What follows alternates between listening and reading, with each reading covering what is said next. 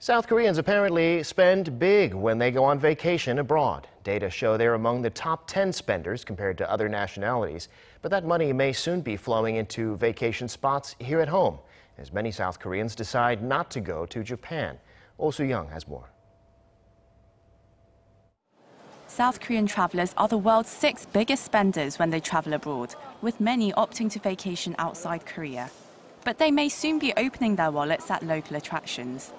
According to Mastercard on Monday, South Koreans are now among the top 10 nationalities that spend the most when traveling overseas, a jump from 10 years ago when they ranked 12th. American and Chinese travelers top the list. Japanese travelers ranked 7th, followed by Canadians, Russians and Taiwanese. South Korea has seen its number of outbound travelers increase every year, with overseas tourist spending hitting a record $32 billion in 2018, according to the Bank of Korea. Some $5 billion is expected to have flowed into Japan, the travel destination of choice for more than 7.5 million, or 1 in 3 South Korean travelers last year.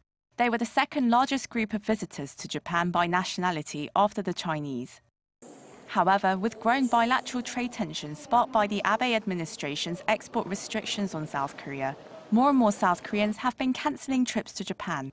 Instead, they may soon be looking to vacation within Korea. President Moon Jae-in strongly encouraged Koreans on Monday to travel domestically instead of flying overseas to support local tourism. With a sore lack of domestic travelers, Korea's tourism deficit amounts to some $13 billion, with the industry amounting for a mere 2.7% of the GDP. And there lies the potential to grow the industry into a booming sector. The country is home to scenic mountains, islands, and exquisite cultural sites that have been recognized as outstanding World Heritage Sites. Most recently, Soo-young, which are traditional academic facilities boasting quaint wooden verandas surrounded by botanical gardens.